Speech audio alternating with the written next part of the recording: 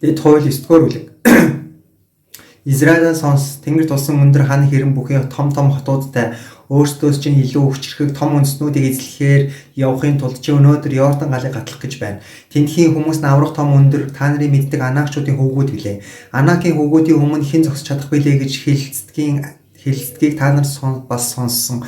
Чи өнөөдөр мэдэж ав. Эзэн бурхан чинь дүрлзэж байгаа гал шиг чиний өмнө гатлан явж тэднийг буцсохоод чиний өмнө унгана. Ингэснээр чи эзнийхээ айлцсан ёсоор тэднийг хөөн гаргаж даруй устгах юм. Эзэн бурхан чинь тэднийг чиний өмнөөс хөөн гаргасны дараа эзэн миний зөвхт байдлаас болж намайг энэ газар нутгийг эзэмшүүлэхээр авчирсан гэж дотроо бүү бод. Харин эдгээр үндэстний хорон муу байдлаас болж эзэн тэднийг чиний өмнөөс хөөн гаргаж байгаа юм.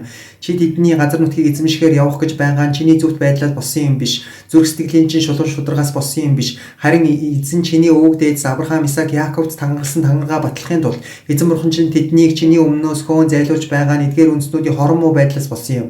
Эзэн бурхан чинь чамд энэ сайхан газар нутгийг эзэмшүүлэхээр өгч байгаа нь чиний зөвхт байдлаас болсон юм биш гэдгийг мэдэж ав. Учир нь чи бол хөшүүн хүзүүтэй ард түмэн юм. Цөлд чи өөрийн бурхан эзнийг яаж хэлгэнүүлж байснаа марталгүй санаж яв. Чи Египтийн нутгийг орхисон өдрөөс хойш энэ газарт эртлээ эзний эсрэг тэрсэлсээр байсан. Тэрч байтугай та нар хорой бууланд эзний уур хилэнг өдөөснөөс болж эзэн та нарт ихэд хэлгэнэж та нарыг устгах гэсэн билээ. Тэр үед би чулуун хавтангууд буюу эзний та нартай байгуулсан гэрээний хавтангуудыг авахаар уулууд гараад тэр ууланд 40 өдөр 40 шөнө байхдаа талах чүйдээгүй ус чуугаагүй. Бурхны хуруугаар бичигдсэн 2 чулуун хавтан эзэн надад өгсөн. Чуулган болсон тэр өдөр уулын орой дээр галын дундаас та нарт хандаж эзний айлцсан бүх үгс тэдгээр хавтан дээр байсан. Тэрхүү 40 өдөр 40 шөнийн эцэст эзэн надад 2 чулуун хавтан буюу гэрээний хавтан өгсөн. Дараа нь эзэн надад хандан чи босож эндээс даруй буу. Учир нь чиний Египтээс гаргаж авчирсан ард түмэн чинь ялзарч миний тэдэнд тушаасан замаас тэд маш түргэн буцаж өөрсдөө зориулсан цутгамал хөрөг бүтээсэн байна гэсэн.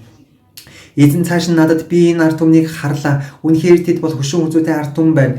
Надад бүү саад хий. Би тэднийг устгаж тэдний нэрийг тэнгэрийн доороос арчин хайж чамайг тэднээс илүү хүчтэй, илүү агуу үндэстэн болгоно гэсэн.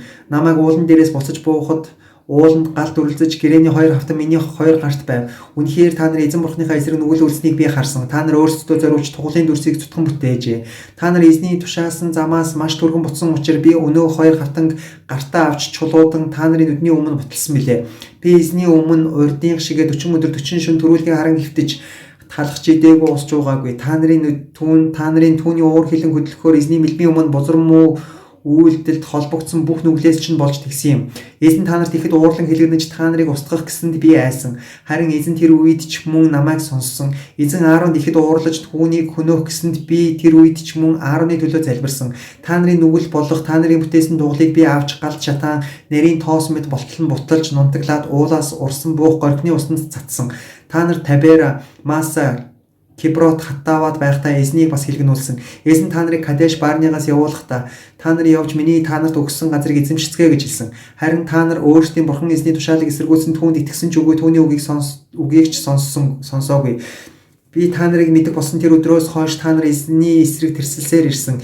Эзэн та нарыг устгах хэмээн айлцснаас болж би түүний өмнө 40 өдөр 40 шөнө төрүүлгийн харан хөвцсөн билээ. Би эзэнд залбирсан бөгөөд эзэн бурхан та өөрийнхөө сүр хүчээр зойсон хүчрхэг бутраараа Египтээс гаргаж авсан өөрийн ард түмэн өөрийн үеийг битгий устгаач. Та өөрийн зарц Авраам, Исаак, Яаков нарыг санаач. Энэ ард түмний зөрүүд зан тэдний хорон муу байдал тэдний нүглийг битгий хараач. Эс бөгөөс таны биднийг гаргаж авсан тэр нутгийнхан эзэн тэдэнд амласан газартаа тэднийг аваачих чадваргүй байсан учраас мөн тэднийг үзен ядсан учраас тэр тэднийг цүлд алхаар авчирсан гэж хэлэх болно. Тэд бол таны агуу их хүчээрээ сунгасан бутраараа гаргаж авчирсан таны ард түмэн болох таны өв билээ гэсэн. Тэд хууль 10 дугаар бүлэг. Тэгэхэд эзэн надад чи түрүүчийн хшигээ 2 чулуун хавтан засаж янзлаад уулын дээр над руу хурч ир. Бас нэгэн модон авдар хий. Чиний ботсон түрүүчийн хавтангууд дээр байсан үгсийг би тэр хавтан дээр бичиж. Би түүнийг тэр авдартаа хий гэв. Би хойс модорныг авдар хийж түрүүчийн хшигээ 2 чулуун хавтан засаж янзлан түүнийгээ гартаа бариад уул руу гарсан. Чуулган болсон тэр өдөр эзэн уулан дээр галын дундаас та нарт хандаж айлцсан 10 хуйлаа түрүүчийн адил хавтангууд дээр бичээд түүнийгээ надад өгсөн билээ. Тэгээд би буцаж уулаас буугаад эзний надад тушаасан ёсоор нөгөө хавтангуудаа өөрийнхөө хийсэн авдар хийсэн бөгөөд хавтангууд одоо ч тэндээ байгаа. Израилийн хүүгүүд Берот, Бене, Яканаас Мосера руу хөтлсөн билээ. Аарон тэнд үхэж түүнийг тэнд оршуулсан. түүний хүү Элазар оронд нь дахиж болж үйлчилсэн. Тэд тэндээс Гудгодо руу хөдөлж мөн цааш Гудгодоогоос хөдөлж горих элбэгтэй Йотбатад хурж ирсэн билээ. Тэр үед эзэн Леви овгийнхныг эзний гэрэний авдрыг зөөлгөхийн тулд түүнд зарагдан түүний нэрээр энэ өдрийг хүртэл ерөөл хийлгэхээр эзний өмнө зогсоохын тулд тусгаарласан. Тиймээс Левичуд ах дүүсийнхээ дунд хувьч үгүй, өвч үгүй. Чиний бурхан эзэн тэдэнд айлцсан ёсороо эзэн тэдний өв юм. Би урдын адил уулан дээр 40 өдөр 40 шөнө байсан. Эзэн тэр үед ч бас намайг сонссон бөгөөд чамайг устгах хүсэлгүй байсан.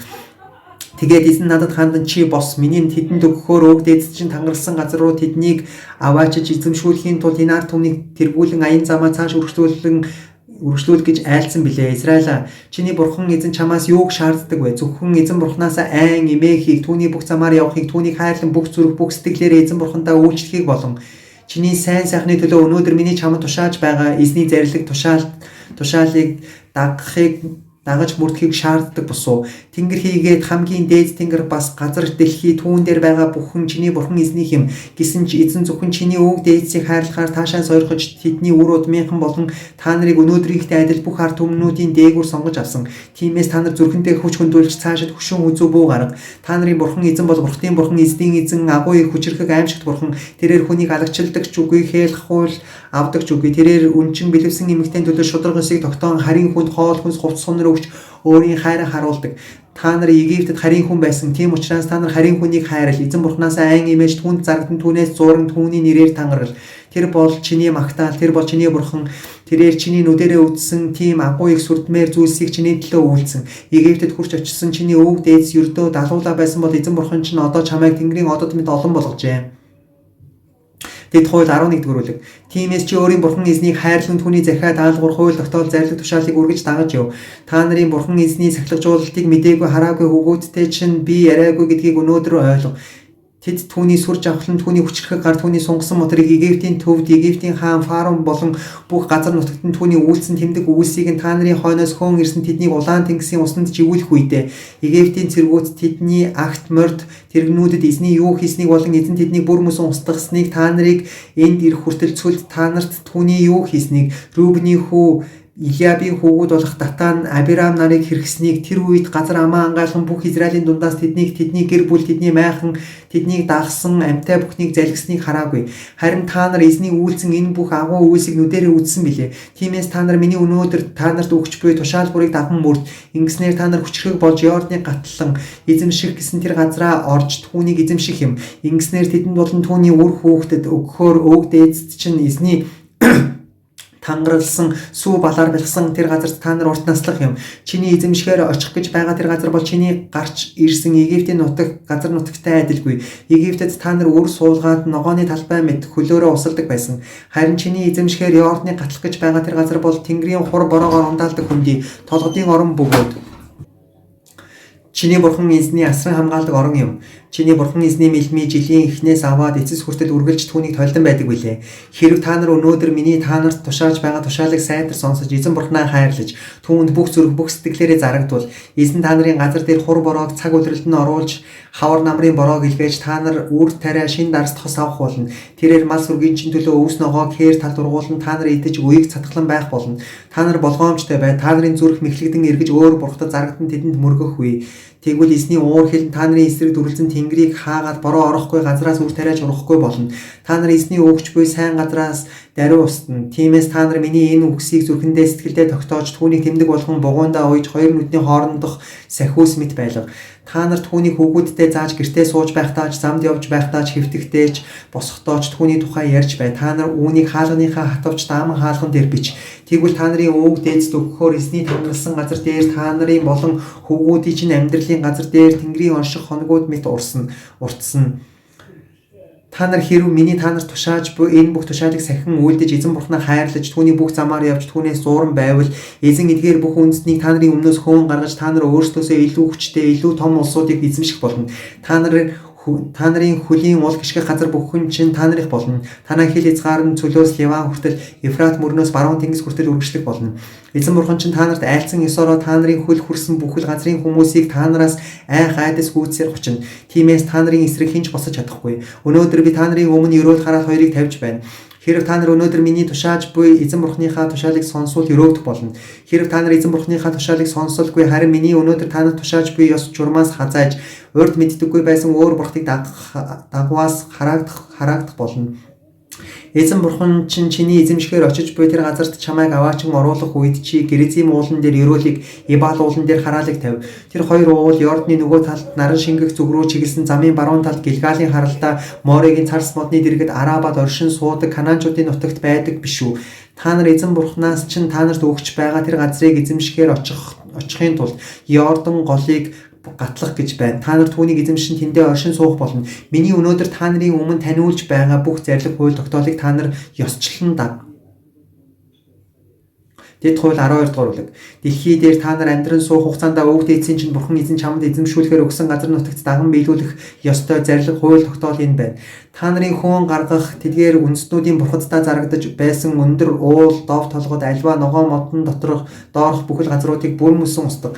Та нар тэдний дахлын ширээг нь нурааж, чулуун багнуудыг нь хугалж, Ашарагийн модон шонгод галж чатааж, Бурхныхын сэлмэл хөргүүдийг тас цавчиж, тэндээс тэдний нэрийг арчин зайлуул.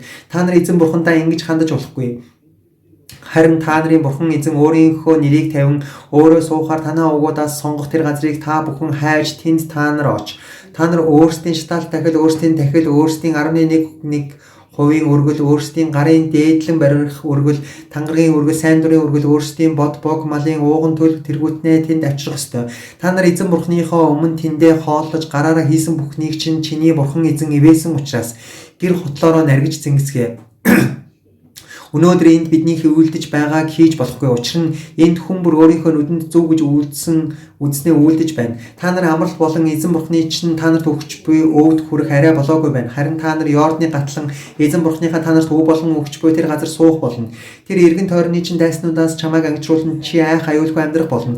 Тэр цагт эзэн бурхан чинь өөрийн нэрийг оршоохоор сонгож авах тэр газарт та нар миний тушаасан бүхнийг авч очих ёстой.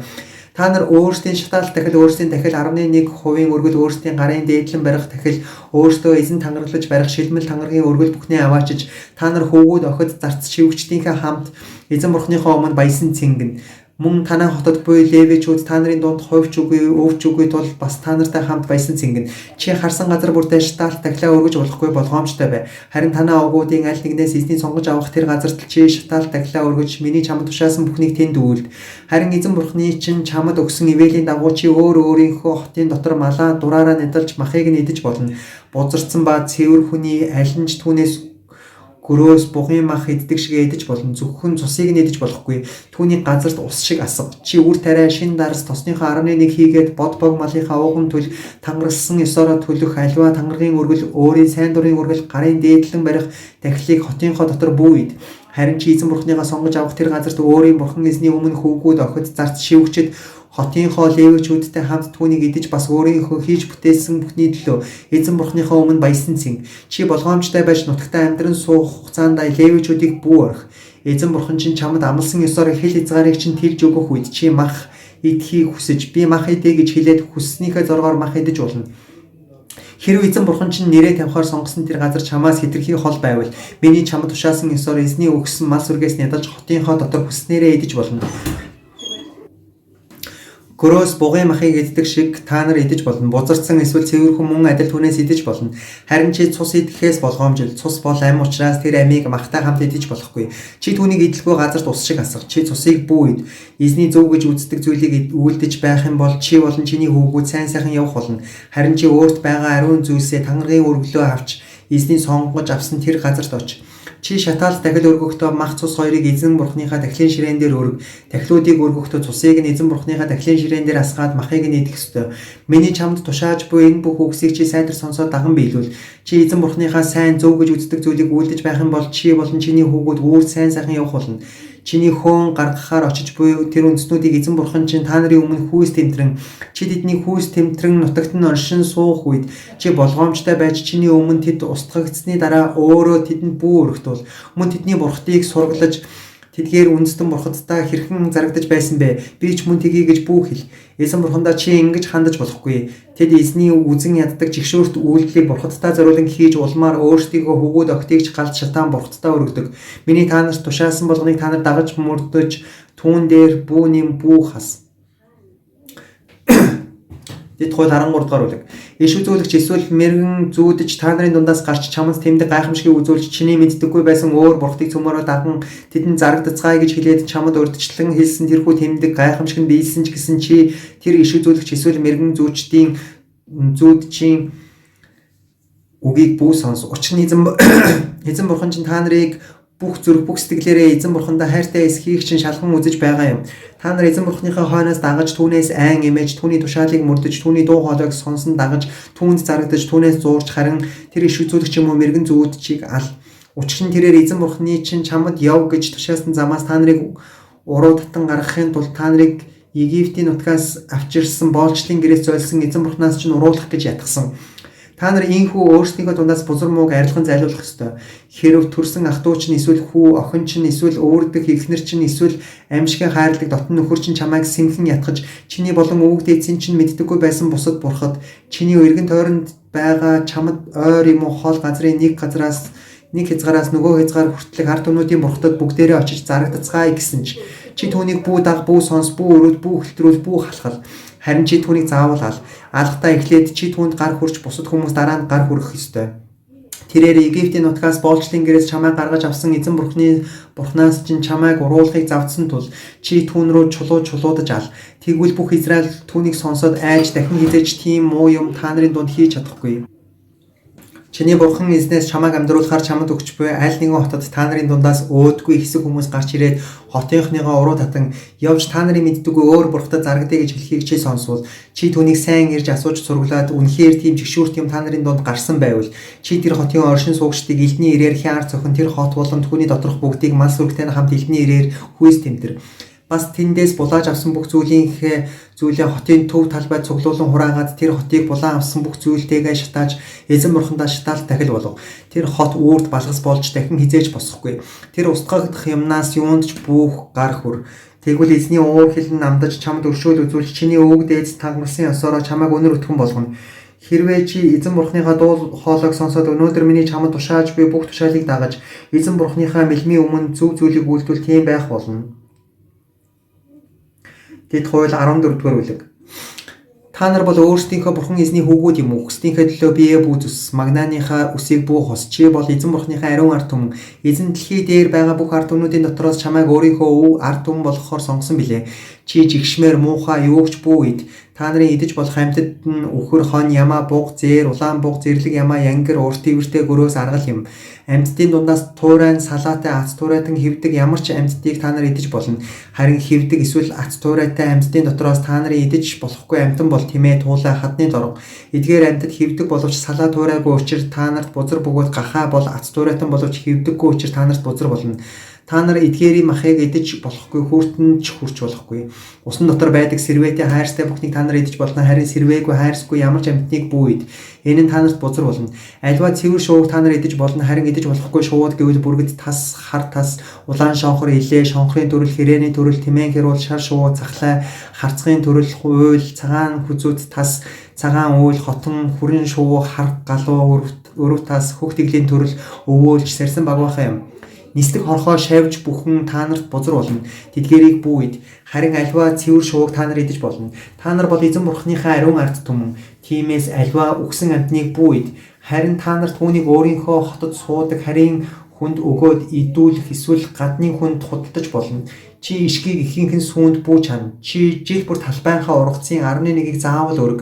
Эзэн бурхнаасаа үргэлж айн эмээхийг сурахын тулд эзэн бурхныхаа өмнө эзэн нэрээ тавихаар сонгож авсан тэр газарт чи үр тариа шин дарс тосныхоо 11-ийг мал сүргийнхээ ууган төлийг идэх ёстой. Хэрв чиний бурхан эзэн нэрээ тавихаар сонгож авсан газар нь чамаас хэтэрхий хол учраас чиний явах зам бэрхтээ болж эзэн бурхныхаа ивээсэн зүйлийг чи аваач чадахгүй бол түүнийг мөнгөөр солиод тэр мөнгөө гартаа бариад эзэн бурхныхаа сонгож авсан тэр газар руу хурч оч. Тэгээд чи сэтгэлдээ хүссэн зүйлээ мөнгөөрөө худалдаж авч болно. Үхэр эсвэл хон эсвэл дарс эсвэл хатуу ундаа юм уу эсвэл аль сэтгэлдээ хүссэн зүйлээ авч болно. Чи болон чиний гэр бүл тэнд эзэн бурхныхаа өмнө хооллож хөөрөн баясах болно. Танай хотод амьдран суудаг левичүүд бол та нарын дунд хувьч үгүй өвч үгүй учир та нар левичүүдийг бүү орхи. 3 жил тутамд жилийн эцсээр тэр жилийнхээ ургацын 11-ийг бүрэн гаргаж хот дотроо хадгал. Тэгээ та нарын дунд хувьч үгүй, өвч үгүй, левичүүдийг болон хотын дотор суудаг харийн хүн өнчин бэлэвсэн хүмүүсийг ирүүлж хооллон цатав. Тэгвэл эзэн бурхан чиний гараараа хийдэг бүх үйлсэд чамайг ивээх болно. Дэд хууль 15 дугаар бүлэг. 7 жил тутамд жилийн эцсээр чи авалгаа цуцлалтыг ингэж хийн. Зээлдүүлэгч хүн бүр хөршөөсөө авах авалгаа цуцлах ёстой. Тэр хөршөөсөө эсвэл ах дүүсээс өрөө бүү нэх. Учир нь эзний өршөөлийн жил тунхаглагдсан билээ. Харин хүнээс өрөө нэхэж болно. Харин ах дүүсээс авах бүх өрийг цуцал. Өнөөдөр миний чамд өгч байгаа энэ бүх тушаалыг сахин мөрдөхийн тулд чи зөвхөн эзэн бурхныхаа дуу хоолойг дуулууртай сонсох аваас. Чиний бурхан эзний чамд өв болгон эзэмшүүлэхээр өгч буй газар дээр эзэн чамайг үнэнхүү ивээх учир та нарын дунд ядуу хүн байхгүй болно. Эзэн бурхан чинь чамд амласан ёсороо чамайг ивээх болно. Чи олон үндэстнүүдэд зээлдүүлнэ, харин чи зээлж авахгүй. Чи олон үндэстнүүдийг захирна, харин чи тэдэнд захирагдахгүй. Хэрв эзэн бурхан чинь чамд өгч буй газар нутаг дээрх аль нэгэн хотод чиний ах дүүсийн дотор ядуу хүн байвал чи тэр ядуу ах дүүдэд хатуу зүрх сэтгэл бүү гарга. Түүнээс гараа бүү татах. Харин чи түүнд заавал гараа сунгаж түүний хэрэгтэй бүхнийг өгөөмрөөр хангаж зээлүүл. Чи болгоомжтой байж дотроо хорон муу санаа бүү хатгал. Өрөө цуцлах 7 дахь жил ойртлоо гэд ядуу ах дүүгээ муухай харж түүнд юу ч өгөхгүй байвал тэрээр эзэнд чиний эсрэг мэдүүлж тэр нь чамд нүгэл болно. Чи түүнд өгөөмрөөр өгөх ёстой. Түүнд өглөг өгөхдөө харам сэтгэл бүү гарга. Ингэвэл эзэн бурхан чинь чиний бүх ажил үүс болон гардан хийх бүхний чинь төлөө чамайг ивээх болно. Газар дэлхий дээр ядуу зүдүү хүн хизээж тасрахгүй. Тийм учраас би чамд өөрийнхөө газар нутаг дээрх үгээгүй ядуу зүдүү ах дүүстэй чи гараа сунгаж бай гэж тушааж байна. Хэрв чамтай угсаа нэг еврей эсвэл еврей эм чамд худалдагдаа 6 жил чамд зарцлагдсан бол чи түүнийг 7 дахь жилд нь чөлөөлж явуул. Түүнийг чи чөлөөлөхдөө гар хоосон бүү явуул. Түүнд мал сүргээсээ өтөрмөөсөө усан үзэм шахах торхноосоо харамгүй өг. Эзэн бурхан чинь чамайг ивээсэн шиг түүнд өг. Чи Египтийн нутагт боол байснаа чиний бурхан эзэн чамайг зольсныг санаж яв. Тийм учраас би өнөөдөр чамд үүнийг тушааж байна. Хэрв зарц чинь чамд болон чиний гэр бүлийнхэнд хайртай учраас чамтай хамт байх чинь илүү сайн гэж үзээд чамд хандан би танахаас явахгүй гэвэл чи шууг аваад түүний чихийг хаалганд нааж байгаад цоол. Тэгвэл тэр үрд чиний зарц болно. Чи шивгчэнд ч мөн үүнчлэн үйл. Зарц чинь чамд 6 жилийн турш хөлсний зарцаас 2 дахин илүүгээр зарцлагдсан учраас чи түүнийг чөлөөлөхийг хэцүү гэж бүү бод. Тэгвэл эзэн бурхан чинь чиний үйлдэх альва үйлсэд чамайг ивэн. Чи өөрийнхөө үхэр хоньны ууган эрт төлбөрийг өөрийн бурхан эзэнд тусгаарлагдав. Чи үхрийнхөө ууган тухлыг бүү идэл. Чи хоньныхоо ууган хургийг бүү хэрэг. Чи болон гэр бүлийнхэн чинь эзнийхээ сонгож авах газарт жил бүр эзэн бурханыхаа өмнө түүнийгээ ид. Харин тэдгээр нь доглон юм уу сохор эсвэл өөр ямар нэгэн сонгогтой байвал түүнийг эзэн бурхандад зориулан дахид болгон өргөж болохгүй. Чи түүнийг хотынхоо дотор ид. Бузарсан ба цэвэр хүний аль нь ч түүнийг зээр бугын мах мэтэр ид. Харин чи цусыг нь бүү ид. Түүний газарт ус шиг асав. Дэд хууль 16 дугаар бүлэг. Абиб сарыг сахиж эзэн бурхандад зориулан дээгүүр өнгөрөх баярыг тэмдэглэл. Учир нь эзэн бурхан чинь Абиб сард чамайг Египтээс шөнөөр гаргаж авсан юм. Эзний өөрийнхөө нэрийг тавихаар сонгосон газарт чи эзэн бурхандаа дээгүүр өнгөрөх баярыг тахилын үхэр хоноор өрг. Чи Египт нутгаас яаруу гарсан тул түүнийг эсэгс талхтай хойж идэж болохгүй. 7 хоногийн турш түүнийг эсгээгүй талах буюу зовлонгийн талхтай ид. Ийхүү үйлснэр чи Египтээс гарсан тэр өдрийг насан туршдаа санаж явах болно. Чиний газар нутагт 7 хоногийн турш эсгэх хөрөнгө бүү болдог. Анхны өдрийн үдэш өргөсөн тахилын махнаас шөнө өнгөрч өглөө болтол юу ч бүү үлдэг. Дээгүр өнгөрөх баярын тахилыг эзэн бурхны чинь чамд өгч буй айлч хотод өргөх ёсгүй. Харин эзэн бурхны чинь нэрээ тавихаар сонгосон газарт Египтээс чиний гарч явсан тэр цагт буюу нар шингэх үед үчээр чи дээгүр өнгөрөх баярын тахилыг өрг. Чи эзэн бурхныхаа сонгосон газарт тэр махыг шавж идээд өглөөгөр майхан руугаа буц. Чи 6 өдрийн турш эсгээгүй талах идэн 7 дахь өдөр нь эзэн бурхныхаа өмнө ариун чуулган чуулж тэр өдрөө ямар ч ажил бүү хий. Чи өөртөө 7 хоногийг тоол боловсрсан тарианд хадуур хүргэж эхлэх үеэс хойш 7 хоногийг тоол. Эзэн бурхныхаа өмнө 7 хоногуудын баярыг тэмдэглэж эзэн бурхны чинь чамайг ивэдэгчлэн чи сайн дураараа чадлынхаа хэрээр өргөл өрг. Эзэн бурхан чинь нэрээ тавихаар сонгосон газарт чи болон чиний хүү, чиний охин, чиний зарц шивгчин хотод чинь оршин суудаг левичүүд та нарын дунд байгаа харийнхан өнчин хүн бэлэвсэн эмэгтэй цөмөөрөө эзэн бурхныхаа өмнө хөгжин баярл. Чи Египтэд боол байснаа санаж эдгээр зарилгийг чанад сахигтун. Та нар өтрмөөсөө болон усан үзэм шахах торхноосоо хурааж цуглуулж авсны дараа майхан баярыг 7 хоног тэмдэглэл. Тэр баяраар чи болон чиний хөвгүүд охид зарц шивгчид танаа хотод оршин суудаг левичүүд харийнхан өнчин хүн бэлэвсэн эмэгтэй цөмөөрөө хөөрөн баярл. Чи тэр баярыг эзний сонгож авах газарт эзэн бурхныхаа өмнө 7 хоног тэмдэглэл. Эзэн бурхан чинь чиний хийж бүтээсэн бүх зүйл, чиний гараар бүтсэн аливаа ажил үйлсийг ивэ хүчээр чи сэтгэл бүрэн баярлах болно. Жид 3 удаа танай бүх ирчүүд түүний сонгох газарт эсгээгүй талхны баяр, 7 хоногийн баяр, майхан баяраар эзэн бурхныхаа өмнө үзэгдэх ёстой. Тэд эзний өмнө гар хоосон үзэгдэж болохгүй. Хүн бүр эзэн бурхныхаа өгсөн ивэлийн хэрээр, чадлынхаа хэрээр өргөгдөн. Эзэн бурхнаас чинь чамд өгч буй хот бүр довгийнхэн тоогоор шүүгчэд төшмдийг томил. Тэд хүмүүсийг зөв шударгаар шүүх болно. Чи шударга ёсыг бүү гажуудвал нүүр тал бүү хар хээл хахуул бүү ав.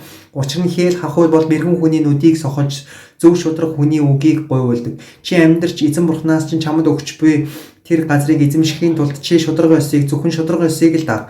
Эзэн бурхандаа зориулан босгох дахлын ширээний дэргэд ямар нэгэн модон ашаараа шонг бүү босго. Чиний бурхан эзний үзэн яддаг чулуун багныг чи өөртөө зориулан бүү босго. Тэд хууль 17 дугаар бүлэг. Чи өөрийн бурхан эзэнд өөсөвдөө ямар нэгэн сонгогтой өвхөр хоног бүү өрг. Учир нь тэр чинь чиний бурхан эзний өмнө жигшүүрт зүйл юм. Эзэн бурхнаас чинь чамд өгч буй хотуудын аль нэгэнд та нарын дунд суудаг эрэгтэй эмэгтэй хэн нэгэн хүн түүний гэрээг зөрчин эзэн бурхны чинь өмнө муу үйл хийж миний тушаасны эсрэг өөр бурхтад очиж зарагдан тэдэнд эсвэл нар сар тэнгэрийн алив эрхэст мөргөөс энэ чамд мэдэгдэж чи түүний тухай сонссон бол сайтар шалгаж үз. Хэрв тэр нь үнэн байгаад Израильд ийм жигшүүрт хэрэг гарсан гэдг нь батлагдвал чи тийм бузар муу хэрэг хийсэн тэр эрийг эсвэл тэр эмийг хотын дааман хаалга руу аваачиж чулуудаж ал.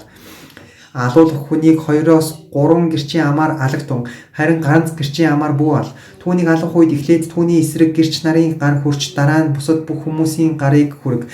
Та нар өөрсдийнхөө дундаас муу муухай хэргийг тэгж зайлуул. Хэрв хотын чин доторх маргаанаас бие биеийнхээ цусыг урсгасан юм уу, бие биетэйгээ маргалцсан эсвэл бие бие зодсон зэрэг шийдвэрлэхэд хэцүү хэрэг гарвал чи босож эзэн бурхныхаа сонгож авах газар руу явж Леви овгийн тахилч юм уу тэр үед байх шүүгчдэр очиж тэдний тухай асууж лавал тэгвэл тэд чамд хэрхэн шүүн хилцхийг заана. Чи эзний сонгон авах газраас тэдний чамд өгсөн шийдвэрийн ёсоор гүйцэтгэв. Чи тэдний заасан бүхнийг ёсоор гүйцэтгэхийг анхаар. Тэдний чамд зааж өгөх хуулийн зүйл анги тэдний чамд хэлж өгсөн шийдвэрийн ёсоор гүйцэтгэв.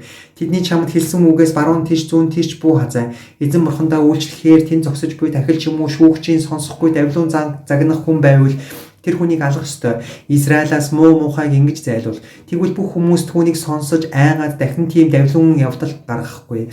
Эзэн бурхнаас чинь чамд өгч буй тэр газарт чи хурч очиод түүнийг эзэмшиж тэнд оршин суухдаа бидний эргэн тойронд байгаа бүх үндэстнүүдийн шиг өөрсдийнхөө дээр хааныг залъя гэвэл чи заавал эзэн бурхныхаа сонгох хүнийг л өөрийнхөө дээр суух хаанаар зал.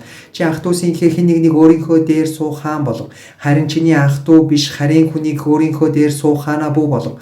Тэрээр өөрийнхөө төлөө адуугаа өсгөхч үгүй адуугаа өсгөхөөр хүмүүсийг Египт рүү буцаах ч ёсгүй.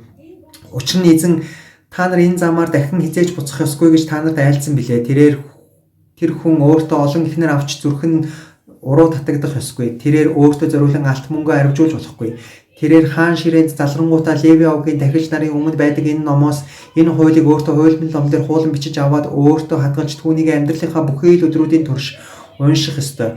Энэ нь тэр хүн энэ хуулийн бүх үгсийг эдгээр зарилгийг хянан сагснараа өөрийн бурхан эзнээс айн эмээхийг сурахын тулд бөгөөд түүний зүрхэн ах トゥ нараас дээгүүр өргөхдөггүй тулд хууль дүрмээс баруун тийш зүүн тийш хазаахгүй тулд юм. Ингэснээр тэр өөрөө болон хүүгүүд нь Израилийн дунд урт удаан хаанчлана.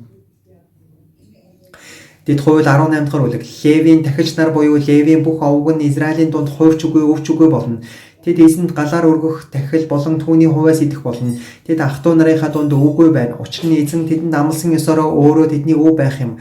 Ард түмний өргөлөөс тахилчийн авах хувь нь тахилд өргөх үхэр хоньны хаан 2 ирүү гэдэс дотор болно. Эдгээрийг тахилчид өгөх ёстой. Чи түүнд үр тарианыхаа дээж шин дарс тос хоньны ноосныхоо дээжийг өгөх ёстой. Эзэн бурхан чинь танай бүх овгуудын дундаас түүнийг болон түүний хүүгүүдийг үрд эзний нэрээр зогсоон үйлчлүүлэхийн тулд сонгожээ. Израилийн бүх газар нутаг дээрх аль нэг хотод амьдран суудаг Леви хүн тэндээсээ явж эзний сонгосон газарт чин сэтгэлээрээ хурч ирвэл тэрээр эзний өмнө тэнд зогсож байгаа бүх Леви ах トゥ усийнхээ нэгэн адил эзэн бурхныхаа нэрээр үйлчлэх болно. Түүний авах хувь нь тэдэнтэй адил байх бөгөөд эцгээс үүсэн хөрөнгийг худалдаж авсан мөнгө нь бас түүнийх болно. Эзэн бурхны чинь чамд өгч байгаа тэр газарт чи хурч очихдоо тэндхийн үндэстнүүдийн жигшүүрт үйлсийг бүү дуурайтун. та нарын дунд хүү юм уу охиноо галын дундуур гаргагчид мэрэг төлөгч, совин тайлагч, эд шидтэн элчин, хараалч, сүнс зуучлагч, хар домч, сүнс дуудагч бүү байг. Эдгээрийг үйлдэгч хэн боловч эзэнд жигшүүртэй юм. Ийм жигшүүрт үйлээс болж эзэн бурхны чинь өмнөөс тэднийг хөөн гаргана. Бурхан чинь чиний өмнөөс тэднийг хөөн гаргана. Чи өөрийн бурхан эзний өмнө төгс бай. Чиний хөөж гаргах эдгээр үндснүүд нь совин тайлагч, мэрэгч төлөгчдийг сонсдог. Харин чиний хувьд эзэн бурхан чинь чамайг тэгхийг зөвшөөрөхгүй. Эзэн бурхан чинь чиний төлөө та нарын дундаас ах トゥ нарын чинь дотроос над шиг нэгэн иш үзүүлэгчийг гаргаж ирнэ. Та нар түүнийг сонсохдун. Энэ нь хорой бууланд чуулган болсон тэр өдөр чи эзэн бурхнаасаа гуйсан бүхний чинь дагуу юм. Тэгэхэд чи эзэн бурхны минь дуу хоолойг надад дахин бүү сонсгооч. Энэ их галыг надад дахин бүү харуулаач. Би өгчихгүй гэж хэлсэн билээ. Эзэн надад тэдний хэлсэн үг зөв байна. Би тэдний ах トゥ нарын дундаас чам шиг нэгэн иш үзүүлэгчийг гаргаж өөрийнхөө үгийг түүний аманд тавина. Миний түүнд тушаах бүхнийг тэр тэдэнд хэлнэ. Миний нэрээр түүний хэлэх миний үгийг сонсохгүй хэн бүхэн миний шийтгэлийг хүлээх болно. Харин миний хэлэхдүн гэж тушаагаагүй үгийг иш үзүүлэгч миний нэрээр дураараа яривал эсвэл өөр бурхтын нэрээр яривал тэр иш үзүүлэгч үхэх болно гэсэн. Та нар дотроо эзний айлдаагүй үг гэдгийг бид яаж мэдхүлээ гэж бодох үзье. Хэрвээ иш үзүүлэгчийн эзний нэрээр хэлсэн зүйл болгочгүй биелэгчгүй байвал тэр нь эзний айлдсан үг биш. Тэр иш үзүүлэгч үүнийг дураараа хэлсэн байх тул чи түүнээс бүү ай. Дэд хууль 19-р бүлэг. Чиний бурхан эзэн эдгээр үндэстнийг устгаад эзэн бурхан чинь тэдний газар нутгийг чамд өгөхөд чи тэднийг хөөн гаргаад тэдний хот, тэдний орон байрнуудад амьдран суухдаа эзэн бурханаас чинь чамд эзэмшүүлгээр өгч буй нутгийн төв дунд өөртөө зориулан 3 хотыг тусгаарл. Чи өөртөө зориулан замууд засаж эзэн бурханаас чинь чамд эзэмшил болгон өгч буй нутаг дэвсгэрийг 3 хэсэгт хуваа. Тэгснээр хин нэгэн алуур чинь тийшээ зүгтэн очиж амьдарч болох алуурчны хэрэг нь ийм байх юм. Тэр хөршийнхөө хүнийг урдын ус хонцонгоор биш санамсаргүйгээр алсан тохиолдолд тухайлбал хэн нэгэн хүн хөрштэйгээ хамт мод огтлохоор ойд очиж гартаа барьсан сүхээр мод завчтал сүхний толгойн ишнээсээ мулт үсрээд хөршийг нь зөхөж тэр нь үхвэл тэрээр тэдгээр хотын аль нэгэнд нь зүгтаан очиж амьдарч болно.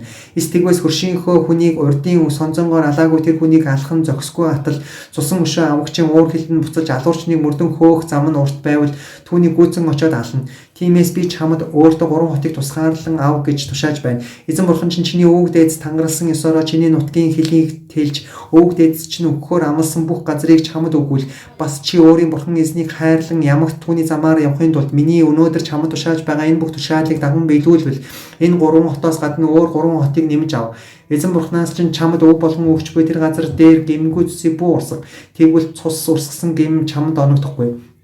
Харин хэрвээ нэгэн хүн хөршөө үзэн ядаж түүнийг отож байгаад дайран зогсноор нөгөө хүн үхээд алуурчин тэдгээр хотын айл нэгэнд зүгтэн очивол тэр хотын ахмадууд хүн илгээж түүнийг тэндээс барай цусан өшөө авагчийнх нь гарт тушааж түүнийг ална. Чи түүнийг бүү өрөвдөн хар гэмгүй цусыг урсгасны нүглийг чи Израилаас зайлуул. Тэгвэл чи сайн сайхан явах болно. Эзэн бурханаас чинь чамд эзэмшүүлэхээр өгч байгаа тэр газарт буюу чиний өвлөн авах газар дээр өвөг дээдсийн тогтоосон хөршүүдийнхээ шавыг бүү хөдлөг. Ямар нэгэн гэм буруу эсвэл нүгэл өгөлдсөн хүний эсрэг ганцхан гэрч тэмцэж чадахгүй. Харин 2 юм уу 3 гэрчийн амаар тэр хэргийг тогтоох ёстой. Хэрв хүнийг хэрэгтэн хэмээн буруутгахаар хуурамч гэрч гарч маргалдаж байгаа 2 хүн эзний өмнө тэр өдрийнх нь дахилч нар шүүгчдийн өмнө зогсно. Шүүгчид тэр хэргийг нэгтлэн шалгаад хэрв гэрч нь хуурамч гэрч байгаад ах トゥ гийнхээ эсрэг худал мэдүүлэг өгсөн нь батлагдвал ах トゥ гийнхээ эсрэг хийх гэж төлөвснийг нь өөрт нь эргүүлэн оноогтун. Та нар өөрсдийнхөө дундаас бузар мууг ийхүү зайлуул. Тэгвэл бусад хүмүүс сонсоод айж та нарын дунд дахин хизээж ийм бузар муу үйл үлдэхгүй болно. Иймээс өршөөнгүй харцаар бүү хар амийг амиар нүдийг нүдээр шүдийг шүдээр гарыг гараар хөлийг хөлөөр